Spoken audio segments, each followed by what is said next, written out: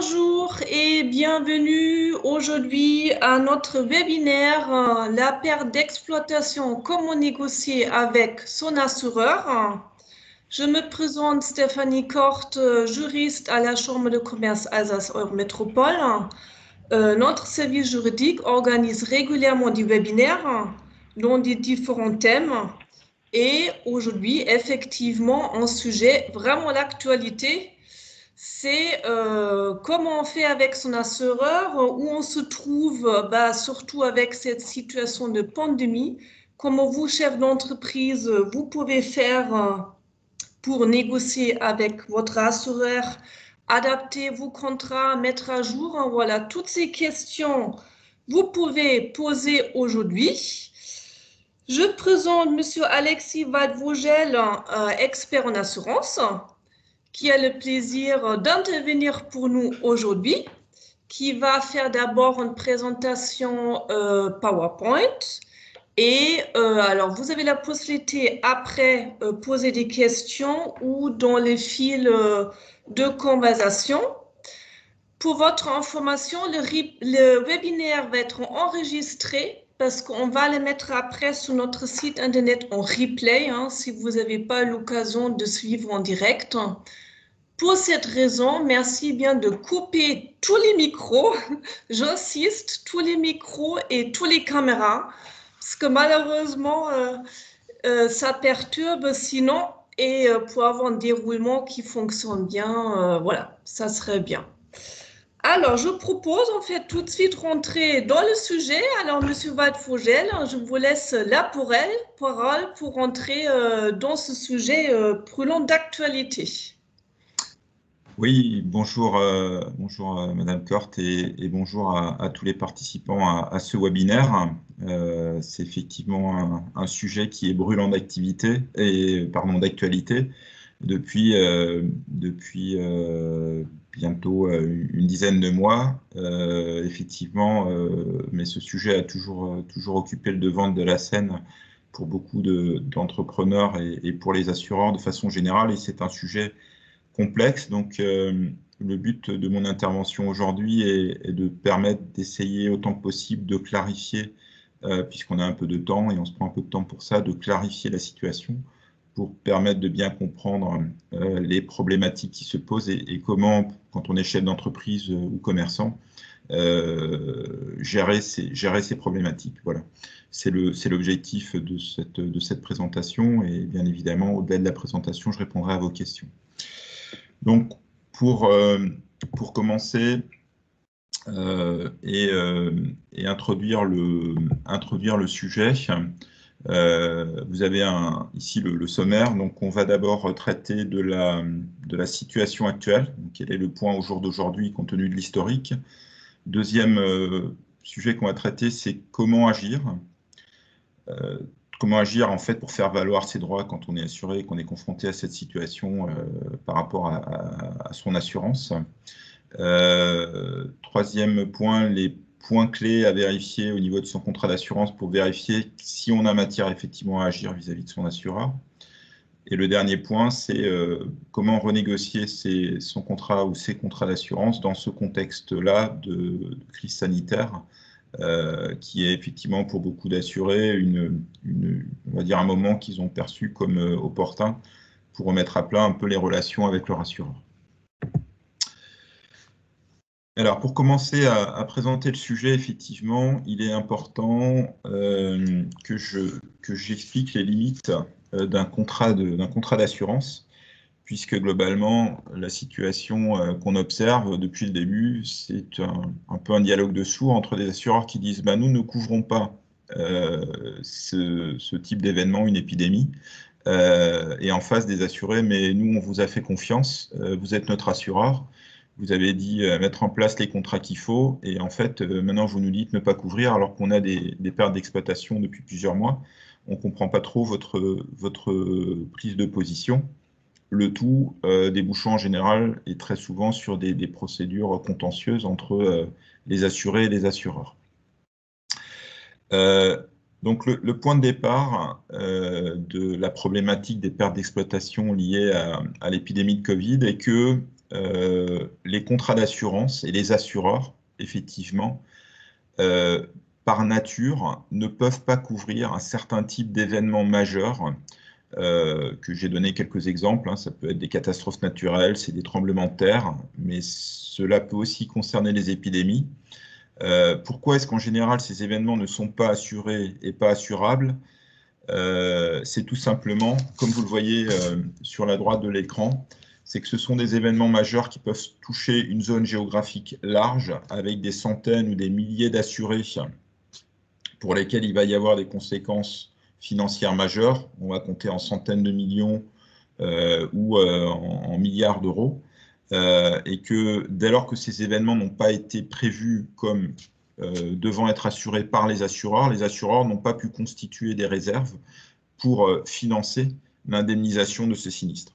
C'est pour ça que globalement, la posture des assureurs sur le marché a été de dire nous ne couvrons pas ces événements, puisque dans leur compte, les assureurs en fait n'avaient pas prévu de payer ce type de sinistre. Et donc ils ont expliqué de façon générale et globale aux assurés qu'ils ne peuvent pas intervenir et que ce type de sinistre relève effectivement de la solidarité nationale, éventuellement de la solidarité au niveau de l'Union européenne, et donc finalement des États. Et on voit d'ailleurs que effectivement, c'est ce qui s'est passé, ce qui a commencé à se passer après, une fois le choc de départ, hein, au bout de 2-3 mois, les États ont commencé à débloquer des aides vis-à-vis des entreprises, alors en étant plus ou moins généreux selon les pays où on est, mais en tout cas des aides ont commencé à être développées. Donc ça c'est le point de départ qui explique une partie du problème, donc, qui est que les assureurs considèrent ne pas avoir assuré ce type d'événements majeurs, dont les épidémies font partie, parce qu'ils n'ont pas provisionné dans leur compte des sommes pour payer des sinistres au titre de ce type de circonstances. Alors, on va se dire, mais si les choses sont aussi claires, il n'y a pas de raison effectivement qu'il y ait des discussions, voire qu'il y ait des gens qui attaquent leur assureur, etc. En fait, la situation n'est pas aussi claire que je l'ai expliqué dans le premier slide. Le problème, en fait, lequel est-il? Le problème aujourd'hui est que dans certains contrats d'assurance, il y existe des garanties qui s'appellent en général fermeture administrative ou garantie tout risque sauf, qui effectivement sont susceptibles d'intervenir dans le cadre d'une épidémie.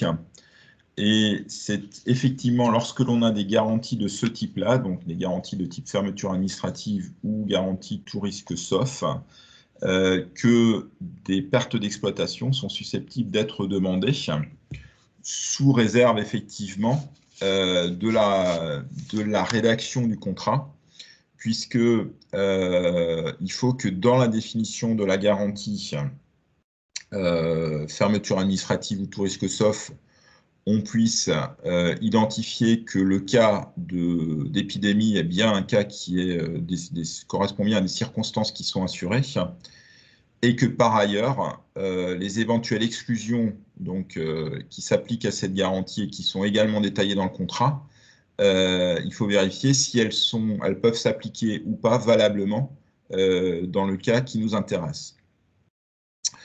Donc, quand on regarde effectivement dans le détail, on a certains assurés qui ont ces garanties fermeture administrative et garantie de tout risque sauf qui peuvent s'appliquer. Et ce sont effectivement en général ces assurés-là qui, aujourd'hui et depuis quelques semaines, commencent à faire valoir leurs droits et assignent leurs assureurs ou à minima engagent des discussions avec leurs assureurs, des discussions amiables pour demander l'indemnisation. Ces circonstances actuelles sont totalement inédites puisque, en général, quand un assuré est en litige avec un assureur, il est tout seul. Et il n'y en a pas des dizaines ou des centaines ou des milliers qui demandent la même chose que lui. Aujourd'hui, on est dans une situation où des milliers d'assurés demandent à des assureurs de payer des indemnités. Et c'est une situation qui est très compliquée à gérer pour les assureurs. Pourquoi? Parce qu'ils savent que dans certains cas, ils sont exposés juridiquement à devoir payer des indemnités. Pourquoi? Parce que leur contrat en fait, a été en général mal écrit comme le doute en général ou les rédactions profitent aux assurés, ils savent qu'ils sont susceptibles de devoir payer au terme de décisions de justice. Et donc, on a observé, c'est ce que vous voyez sur la partie gauche du slide, on a observé le début d'un mouvement qui est des assureurs qui disent ben moi, je ne veux plus être exposé à ce risque-là, donc je vais résilier les contrats d'assurance de mes clients si effectivement mes clients me mobilisent, me demandent de payer des indemnités au titre de la fermeture administrative ou d'une garantie tout risque sauf, je vais tout simplement résilier leur contrat. Et donc, on a un nouveau phénomène qui est apparu depuis fin de l'année dernière, qui est un phénomène de résiliation de contrats d'assurance qui expose un assureur à une action en recours de la part de tel ou de tel assuré. Donc, dans ce cas-là, effectivement, l'assureur aujourd'hui a tendance à résilier les contrats. Alors, quels sont les points clés que l'on doit vérifier pour savoir si on a potentiellement une garantie qui est mobilisable? Le premier point, c'est de vérifier qu'on est bien assuré en perte d'exploitation, hein, puisque ce sont bien des pertes d'exploitation dont on demande l'indemnisation. Le deuxième point à vérifier, c'est la validité des... alors oui, quand je dis perte d'exploitation, pardon, je devrais préciser, perte d'exploitation suite à fermeture administrative ou tout risque sauf. C'est-à-dire si on a juste une garantie perte d'exploitation suite à incendie, cette garantie ne sera pas suffisante parce que bien évidemment, on n'est pas dans le cas d'un incendie, mais on a des pertes d'exploitation suite à des décisions de fermeture administrative ou éventuellement des décisions qui peuvent relever de cette garantie qui s'appelle tout risque sauf ou autres événements, ça s'appelle également, c'est parfois mentionné comme autres événements non dénommés dans le contrat. Donc quand vous avez ce type de garantie en perte d'exploitation, c'est là où vous êtes susceptible d'être couvert par votre assureur. Une fois que vous avez vérifié que vous avez cette garantie, il faut aller vérifier dans les exclusions générales de votre contrat et les exclusions particulières de cette garantie, fermeture administrative ou tout risque sauf, si effectivement les cas d'épidémie ne sont pas exclus. Si les cas d'épidémie sont exclus, effectivement, la probabilité d'aboutir à une indemnisation, que ce soit à titre amiable ou à titre judiciaire, est quand même relativement limitée. Donc ça, c'est les deux premiers points à vérifier. Ensuite, il y a un autre point qu'il est également important de vérifier, c'est quand vous avez souscrit votre contrat d'assurance, hein, si vous n'avez pas cette garantie fermeture administrative ou tout risque sauf, la question c'est est-ce que la compagnie d'assurance, dans son contrat, est-ce qu'elle proposait cette garantie ou est-ce qu'elle ne la proposait pas? Et effectivement, est-ce que cette garantie vous a été proposée par votre assureur ou est-ce qu'il ne vous l'a pas proposée? Puisque vous avez effectivement un contrat d'assurance, ce n'est pas quelque chose de figé, c'est quelque chose de modulaire qu'on va adapter. Moi, je suis assureur, quand j'assure une entreprise ou un commerçant, je vais adapter les garanties à sa situation particulière et c'est ma valeur ajoutée dans le processus, et c'est ma responsabilité. Et donc, il est important de vérifier si la personne qui vous a assuré vous a éventuellement proposé cette garantie si elle existait dans le contrat ou s'il a tout simplement oublié de vous la proposer, puisque s'il a oublié de vous la proposer et qu'elle existait et que vous pourriez en avoir besoin aujourd'hui, bien évidemment, il n'aura pas fait son travail correctement. Et donc, c'est également un point qu'il faut vérifier, puisque dans un certain nombre de cas de figure sur lesquels nous avons été saisis, nous nous sommes rendus compte que certains assurés, en fait, on ne leur avait jamais proposé cette garantie alors qu'elle existait. Une fois qu'on a vérifié ces points-là, comment est-ce qu'on va agir concrètement? Donc, le principe... Pardon. Monsieur Waldvogel voulait parler à ce point vérifié de l'avenant de AXA. Ah, merci, madame. Voilà, de rien. Bien en arrière. Alors oui, il y a quelque chose. Alors pour tout vous dire, j'étais ce matin à 8 h chez un de mes clients que je conseille, qui est restaurateur, qui est assuré chez AXA et qui a donc souscrit cette garantie fermeture administrative. pour laquelle AXA a refusé, dans le cadre des discussions qui sont actuellement en cours à titre amiable, AXA a refusé de donner sa garantie en expliquant que bien qu'il y avait la garantie administrative, fermeture administrative, et bien que dans cette garantie fermeture administrative, dans la définition de la garantie, il est clairement marqué que les épidémies sont couvertes, AXA a expliqué à ce client que je conseille que dans les exclusions de la garantie, il y avait une clause qui disait, pour faire simple, si un autre établissement en fait, était concerné par les mêmes circonstances que celles qui ont entraîné la fermeture administrative de ce restaurant-là, eh bien, à ce moment-là, la garantie fermeture administrative ne jouait pas. C'est vrai que cette rédaction, elle est relativement problématique. Pourquoi? Parce que un cas d'épidémie, hein, quand on dit qu'on couvre une épidémie en général, ça n'a pas des conséquences que sur un individu ou sur une société ou une entreprise, ça a des conséquences sur des dizaines, des centaines ou des milliers, et là en l'occurrence des millions d'entreprises. Donc dire qu'on couvre une épidémie mais qu'on ne couvre pas un peu plus loin dans le cas d'une exclusion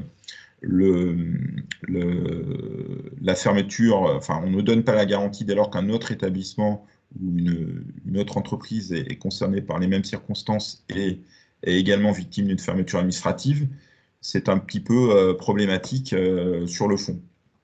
Alors pour l'instant, on n'a pas eu de réponse d'AXA à cette question qu'on leur a posée.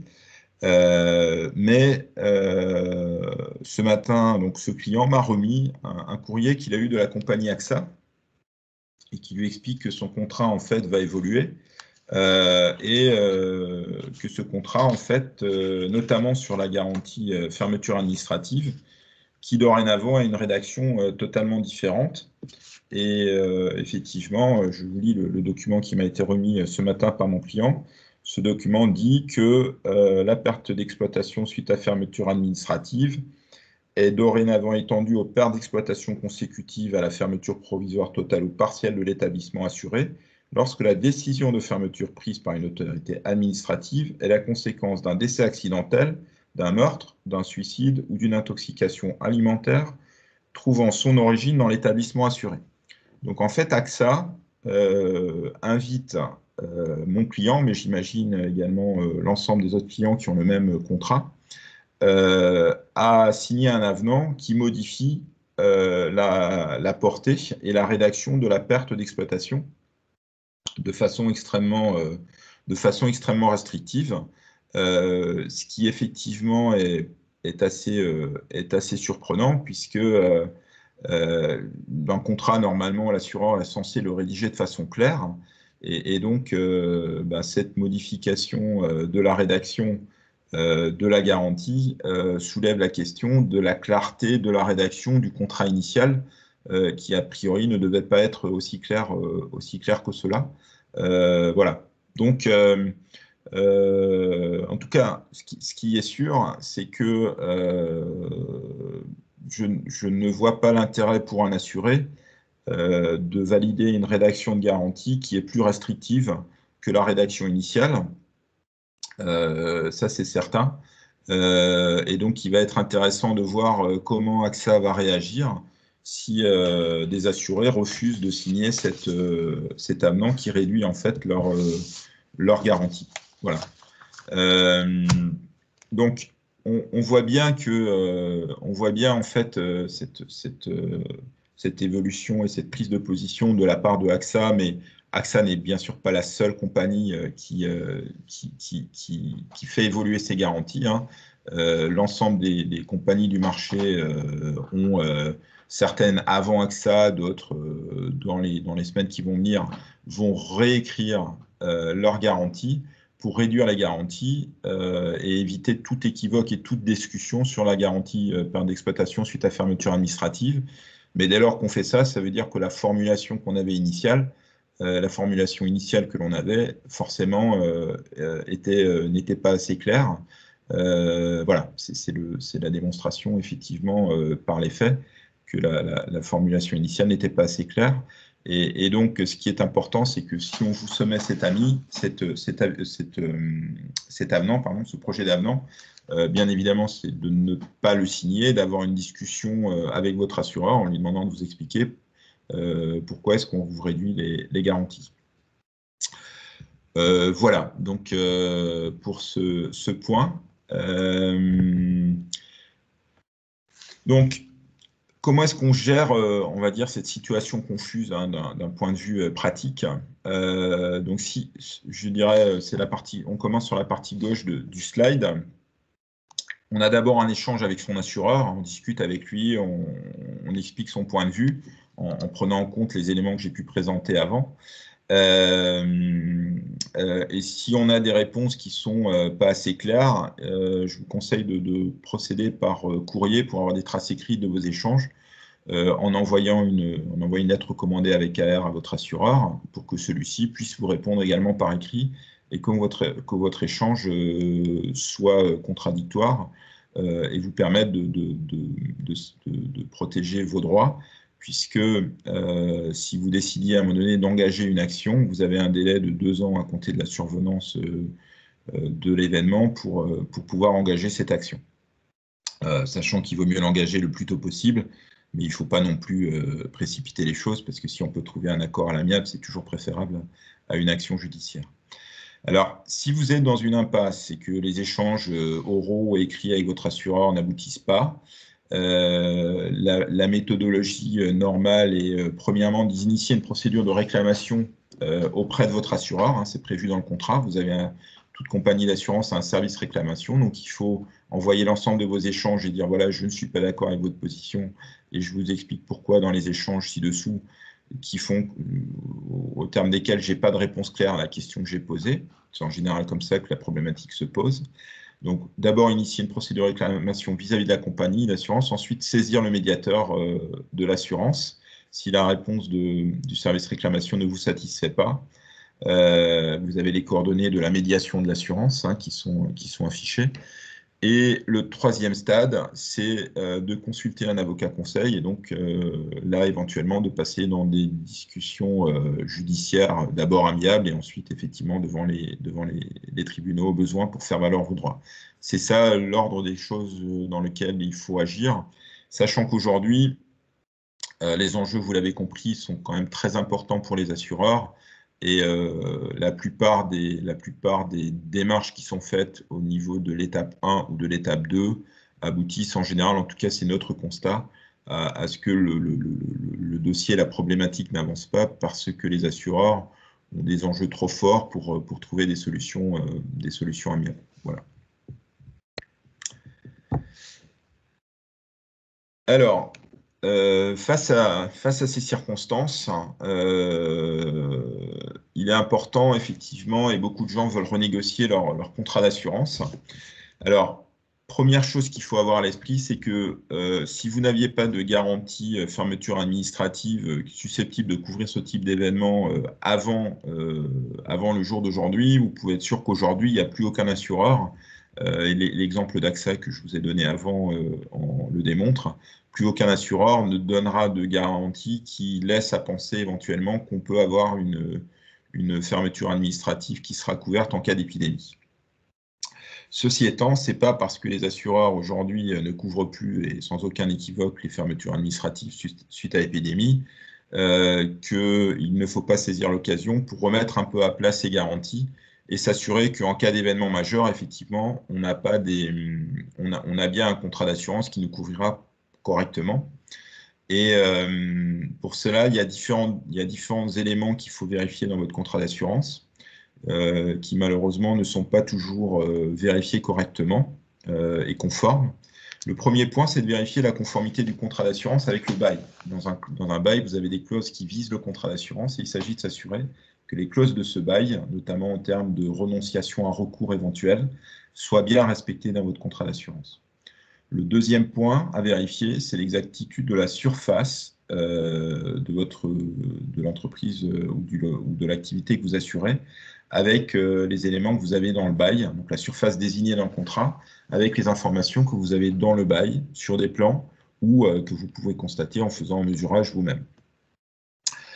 Troisième point qu'il est important d'analyser et de discuter avec votre assureur aujourd'hui dans le cadre d'une remise à plat de vos garanties d'assurance, c'est le réajustement de vos primes, en particulier pour votre responsabilité civile et votre perte d'exploitation, si vous êtes confronté à des baisses de chiffre d'affaires. Pourquoi? Parce que dans votre contrat d'assurance que vous avez souscrit, dans vos contrats responsabilité civile ou perte d'exploitation, vous avez mentionné un chiffre d'affaires ou éventuellement une marge brute qui ont baissé suite à la fermeture administrative. Eh bien, votre assureur peut réajuster donc, votre chiffre d'affaires et votre marge brute, ce qui impactera proportionnellement votre prime sur ces deux garanties.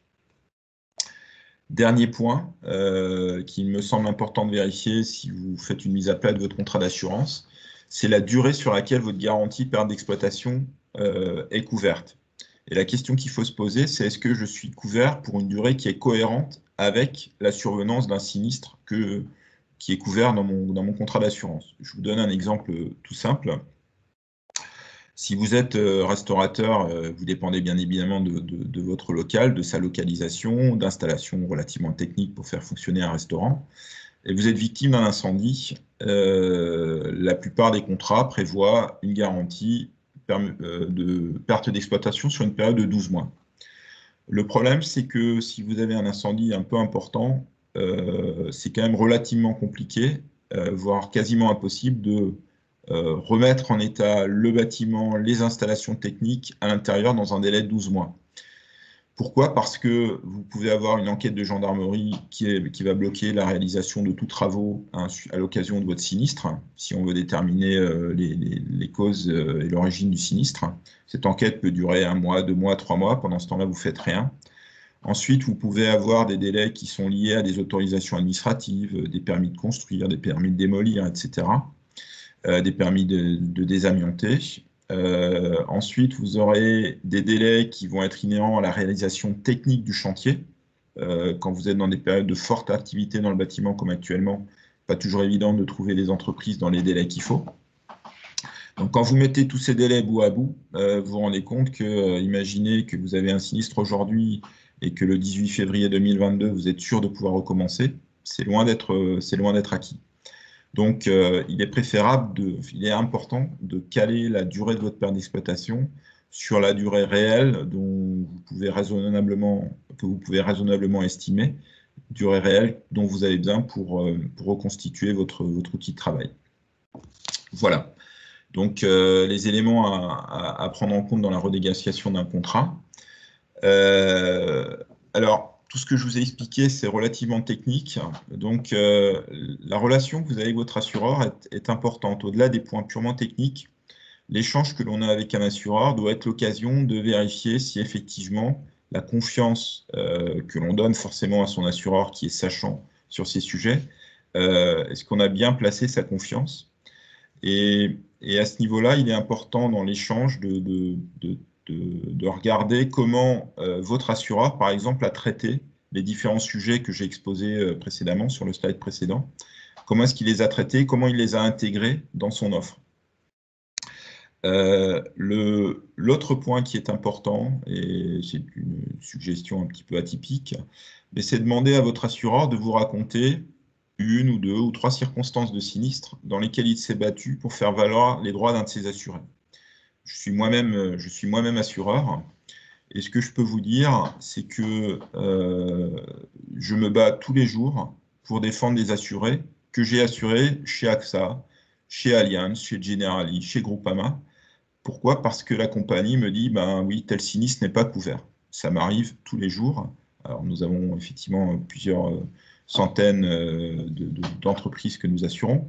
Donc, forcément, on a ce type de circonstances de façon beaucoup plus régulière qu'un entrepreneur qui éventuellement est confronté une fois dans sa vie à un sinistre. Mais effectivement, on se bat dans mon métier de courtier conseil en assurance, je me bats tous les jours pour que des assureurs respectent les garanties qui ont été souscrites par un assuré. Pourquoi est-ce que j'ai besoin de ça? Tout simplement parce que des fois, les assureurs oublient certaines choses qui sont marquées dans le contrat, ont mal compris telle ou telle circonstance dans le sinistre, ou éventuellement interprètent telle ou telle circonstance.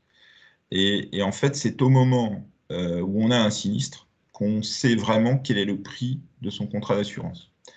Il ne faut jamais oublier une chose quand vous vous assurez, c'est que la prime que vous payez, le prix de votre assurance, ce n'est pas la prime que vous payez. Le prix de votre assurance, c'est le reste à charge le jour où vous faites face à un sinistre, et en particulier à un sinistre majeur.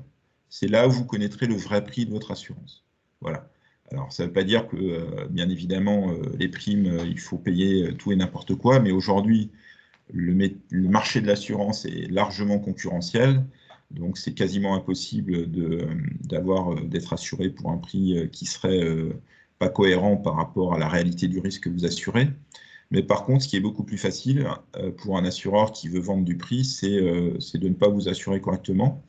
Et effectivement, malheureusement, le jour où le sinistre survient, c'est l'assuré qui en subit en premier les conséquences. Donc, il est important justement que quand on est assuré, on soit vigilant sur le professionnalisme de son interlocuteur d'être vigilant sur des points bien précis sur lesquels, effectivement, votre assureur qui va vous conseiller doit vous apporter, doit vous montrer qu'il les a pris en compte. Et à ce moment-là, effectivement, votre relation de confiance sera vraiment fondée sur une démarche professionnelle. Pour terminer, et justement par rapport à ces questions de choix et d'appréciation pour être en capacité en fait à estimer comment votre assureur, le jour d'un éventuel sinistre, va réagir et va gérer votre dossier et va défendre vos intérêts. Nous avons mis au point au sein de notre groupe une solution de tests d'expérimentation en fait de la réaction de votre assureur si vous faites face à un événement majeur. Le principe en fait est de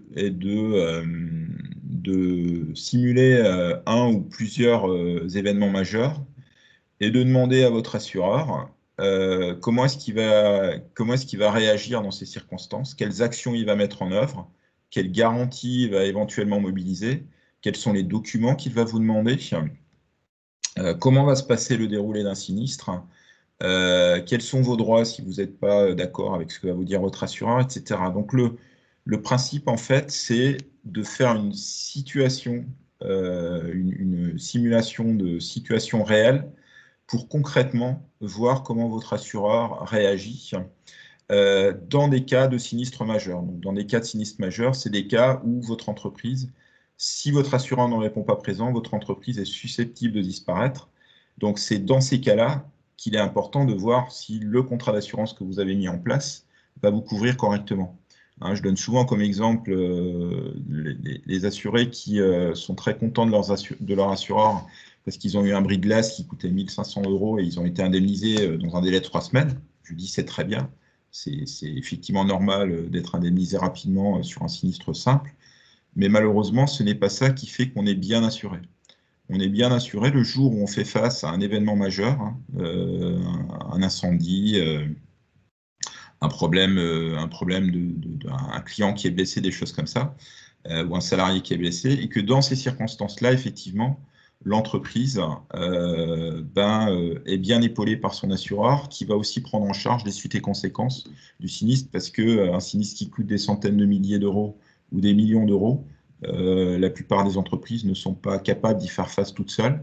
Et donc, voilà, le service que nous avons développé et mis au point consiste tout simplement à tester la capacité de votre assureur à répondre à un scénario de sinistre majeur qui pourrait remettre en cause l'existence de votre entreprise. Et nous faisons ce test, bien sûr, à l'appui de notre expérience en matière de pilotage de sinistre, puisqu'on sait comment ça se passe concrètement. Et donc, on identifie les points clés qui peuvent poser problème et également les questions clés à poser au moment où on a défini le scénario de sinistre et où on confronte ce scénario de sinistre à un contrat d'assurance. Voilà. Merci pour votre attention. J'espère que je n'ai pas été trop long. J'avais un timing d'1 demi-heure pour vous présenter le sujet. Et je suis maintenant à votre disposition pour répondre à toute question que vous auriez. Merci beaucoup. Le timing était très bien. Super, très clair.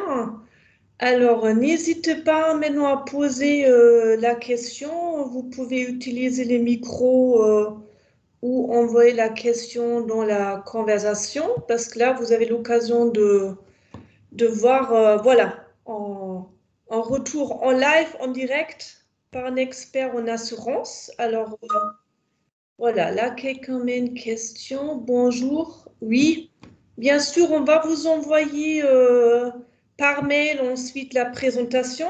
Bien sûr, ça, c'est pas un souci. Vous trouvez également en replay sur notre site.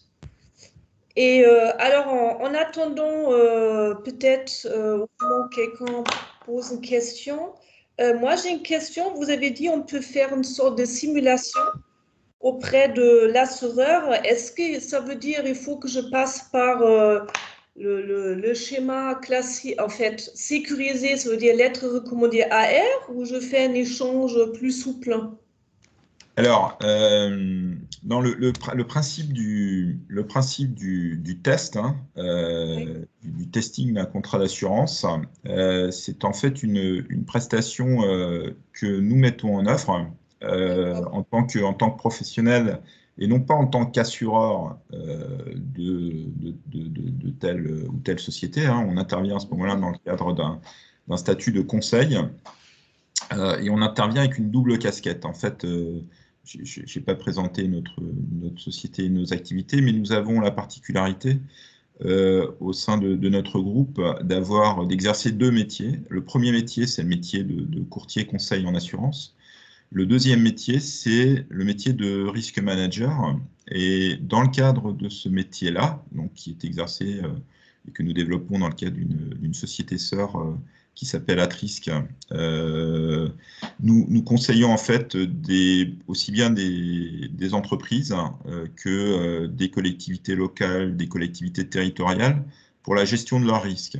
Donc c'est un métier où en fait on intervient en amont de l'assureur et on va identifier les risques auxquels une entité peut être exposée. On va définir des mesures pour permettre à cette entreprise, si elle fait face à un risque, de passer, on va dire, d'y faire face matériellement et humainement le mieux possible ou le moins mal possible, et également de gérer, on va permettre à nos clients de gérer ces circonstances au plan opérationnel. Hein.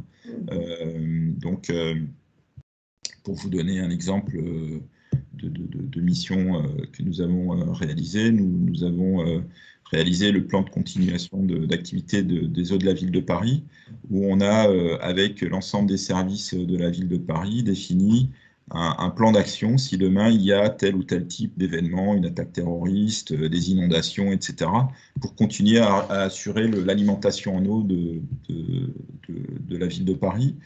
Donc, cette activité-là nous donne une expertise effectivement très pointue pour identifier des risques et savoir concrètement comment est-ce qu'on fait face à ces risques de façon très opérationnelle et très concrète, aussi bien en relation avec les services de l'État qu'en relation avec des intervenants privés qui peuvent faire tel ou tel type de prestation.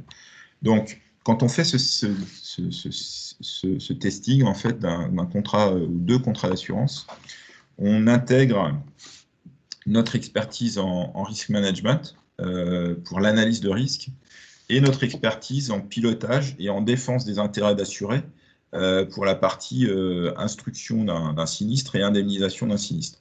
Et c'est à cette double condition qu'on est en capacité à faire ce testing. Et effectivement, pourquoi est-ce qu'on a mis ça en place ? C'est tout simplement parce que quand vous achetez une voiture, vous allez faire, en général, vous allez l'essayer, hein, vous n'allez pas juste regarder un reportage à la télé, on va vous proposer d'essayer la voiture.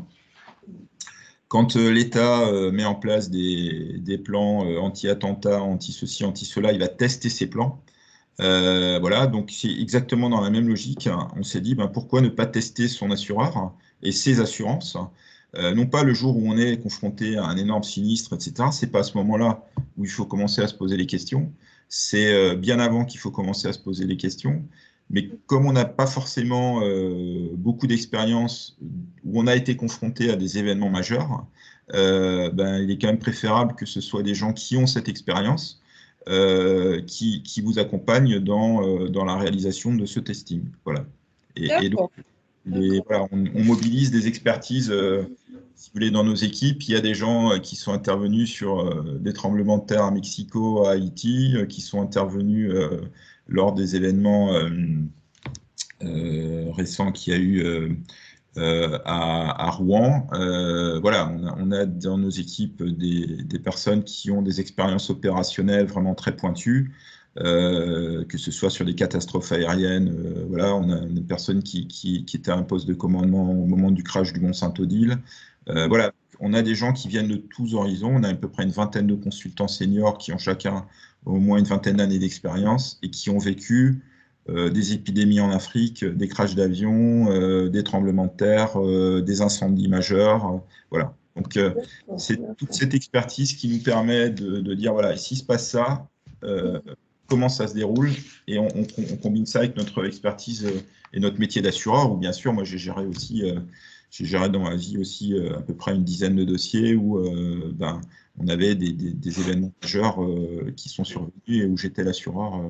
D'accord. Alors, je vois à côté, quelqu'un pose une question, alors je vais lire. Hein. Dans mon cas, j'ai commencé un chantier suite à un sinistre de dégâts des eaux une semaine avant le premier confinement. Le chantier devait durer 3 à 4 semaines, mais suite au confinement, il ne s'est terminé seulement à l'été.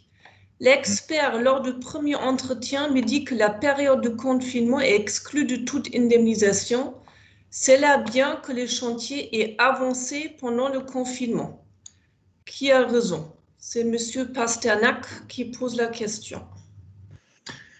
Alors, quand on a un sinistre suite à un dégât des eaux, alors dans ma réponse, je vais considérer que le sinistre nécessitait une fermeture de l'ensemble de l'établissement.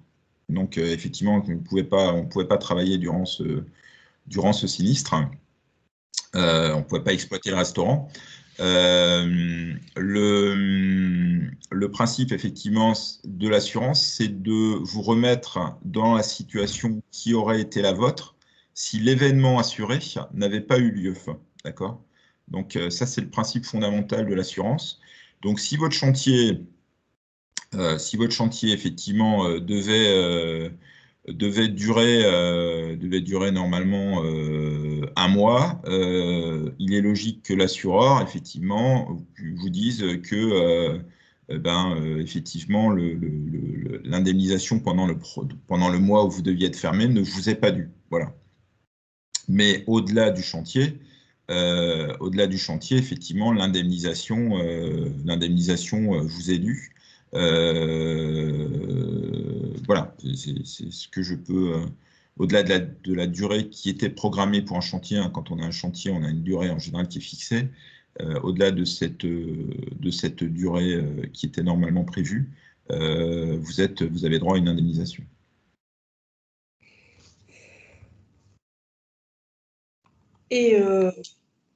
Et en fait, ça veut dire si l'assurance dit nous, on reste sur notre position, il faut dérouler ce que vous avez expliqué. Voilà. Voilà, d'accord. Ce que j'ai expliqué d'ailleurs, ça vaut dans le cas d'une fermeture pour perte d'exploitation, fermeture administrative, mais ça vaut dans toutes circonstances où en fait on a un litige avec son assureur. C'est d'avoir des échanges oraux confirmés par des échanges écrits. Si on n'arrive pas à trouver de solution, on saisit le service réclamation de l'assureur, de la compagnie d'assurance. Et ensuite, si on n'a pas de satisfaction, on va saisir le médiateur. Et ensuite, on va voir un avocat. Voilà, c'est la chaîne, on va dire, qui est aujourd'hui bien imposée et qui régit la gestion des litiges entre assurés et assureurs. Alors, est-ce qu'il y a d'autres questions? Quelqu'un peut aussi passer par le micro, il n'y a aucun souci. Parce que bon, écrire longuement sa situation, c'est pas toujours facile. N'hésite pas. En tout cas, j'ai compris aussi qu'il faut agir rapidement parce qu'on a le problème de prescription, hein. Ce que j'ai Ouais, compris de ouais. 2 ans, il faut alors pas traîner non plus. Ouais, sachant qu'effectivement, faut s'occuper bien évidemment de ce sujet-là tout de suite, quoi. Faut pas attendre le maximum du maximum, etc. Puisque après, plus on attend, plus il y a, on va dire, différentes autres obligations multiples qu'on a quand on est assuré qui peuvent s'appliquer. Voilà, donc faut effectivement poser les choses et avancer de façon rapide. Il ne faut pas non plus se précipiter. Je déconseille, il y a des gens qui veulent tout de suite prendre un avocat et assigner, etc. Ça ne me semble pas la démarche la plus adéquate. Il faut vraiment d'abord discuter, bien comprendre ce dont on discute. Il y a des limites hein, que j'ai bien expliquées. Il y a des cas où malheureusement les assurés ne peuvent pas faire valoir des droits à indemnisation. Hein. Moi, dans mes assurés, j'ai des clients qui ont une garantie fermeture administrative, mais qui ne mentionnent pas la couverture d'épidémie, et d'une part, et qui plus est, l'excluent de façon sans aucun équivoque. Donc, effectivement, quand je suis face à ce type de contrat, j'explique à mon assuré que malheureusement, la garantie, rien ne permet raisonnablement de demander la mobilisation d'une garantie.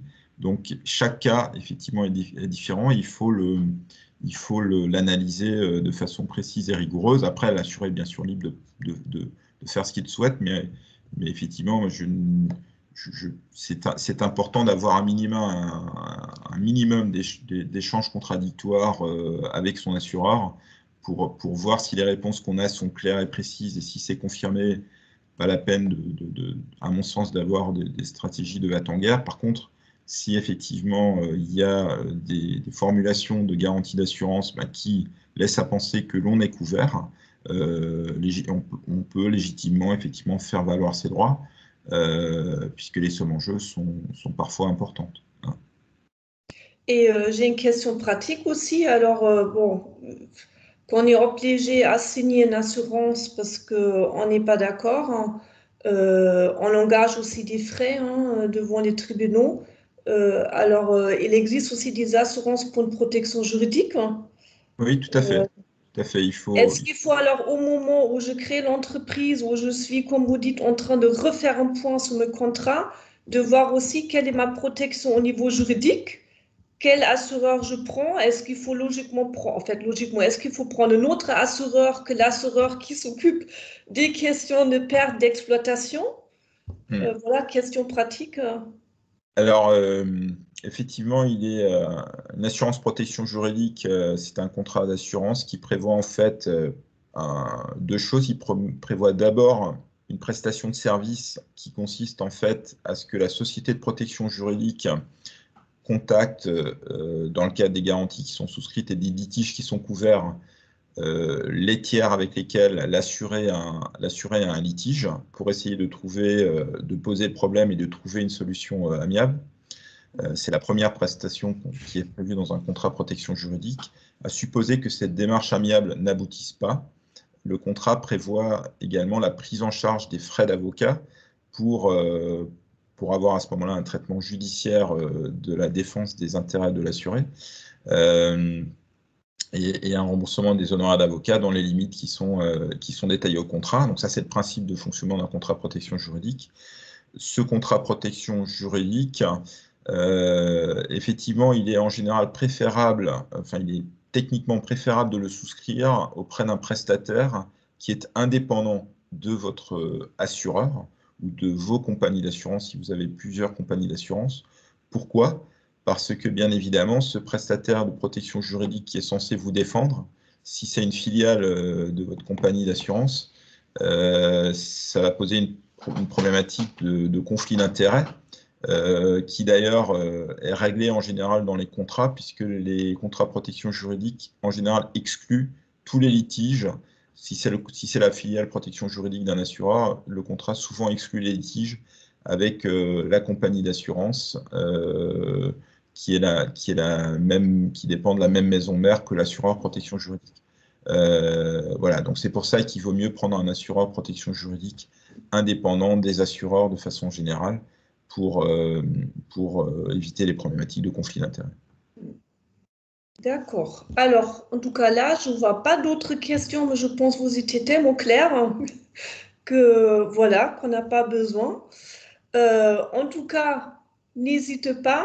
Nous, on va vous envoyer bien sûr la présentation du PowerPoint. Vous trouvez également le replay, on va le mettre sur le site internet. Un grand merci à Monsieur Waldvogel qui a présenté aujourd'hui ce thème, qui est vraiment de l'actualité et qui montre bien, il ne faut pas du tout négliger cette partie des contrats d'assurance, qui est très important. Et nous, on vous remercie pour votre participation. Je sais, il y a quelques fidèles qui sont toujours là pour suivre nos webinaires du service juridique. C'est un grand plaisir. Et voilà, suivez-nous. On va faire d'autres webinaires. On est en train d'établir le programme. Alors, on va avoir d'autres. Et merci beaucoup à M. Waldvogel. Et voilà, je pense on a des merci des participants. Merci. Et je souhaite une bonne journée à tout le monde. Et peut-être à bientôt. Et merci encore une fois, M. Waldvogel, pour la présentation très